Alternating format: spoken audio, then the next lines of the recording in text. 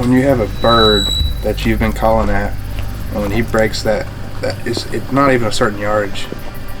But when he breaks that point where it's like in 0.3 seconds, I'm about to pull the trigger. That's when I guess is why I do this.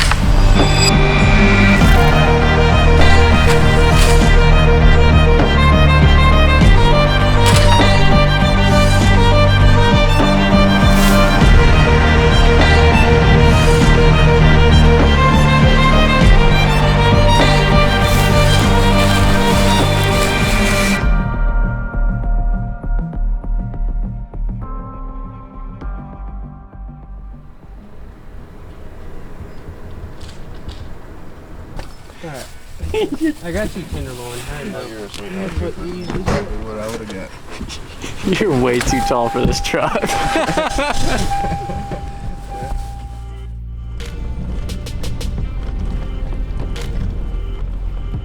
I've always thought of turkey hunting being one of the coolest North American pursuits. Anytime there's a calling aspect that engages you with wild game, I view that as one of the most rewarding ways to hunt.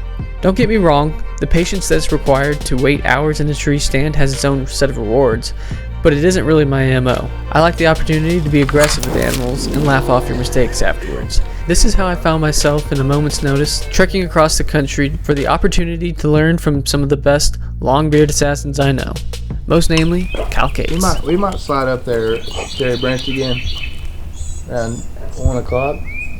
Don't let me say anything stupid. Alright, so when did you start hunting turkeys? I think I was 12 when I shot my first turkey.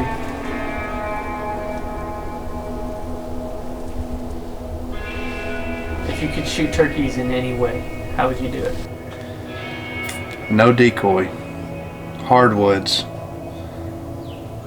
6:35 in the morning when the sun's coming through the trees, gobbling their heads off. It's got to be green outside, and outsmart it and kill it at 20 yards right in front of you, fanned out.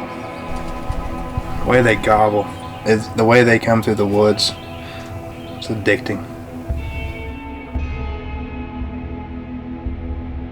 Because when you're deer hunting around here, it's more like you live for the rut.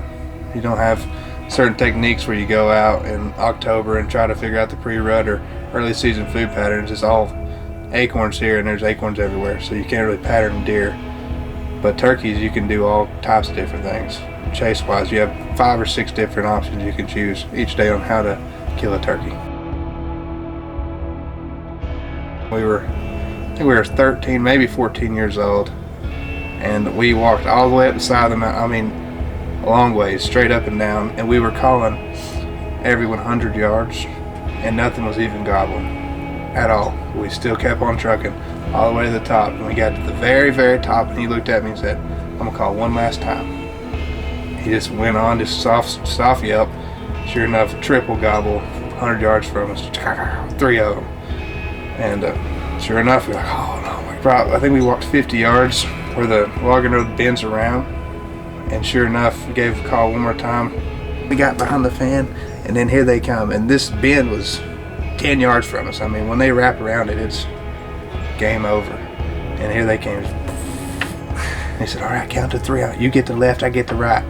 And I guess whenever I shot, they just lined their head up perfect, and he was shooting the one that was strutting fully, and just pow! They all 3 died, and we were just sitting there, young, barely been hunting for long, and we got 3 turkeys, Big Tom sitting there, all the way up in the mountains. One of them had a triple beard, one of them was like 9 something, and one was 11 and a half. And then the funniest thing is we didn't have any kind of straps on our guns to carry them. So we were trying to tote all these big birds around with our fan and our guns. Kyle has an obvious zest for chasing these unique birds through the Tennessee hardwoods. Getting to see Kyle's passion, which I would deem more of an obsession, up close and personal was an absolute joy.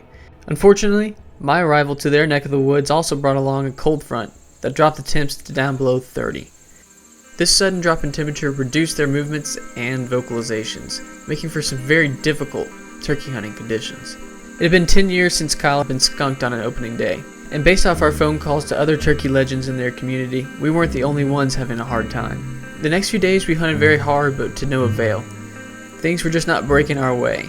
But just like everything else in life, if you keep at something relentlessly enough, luck fades away and results are all that you're left with.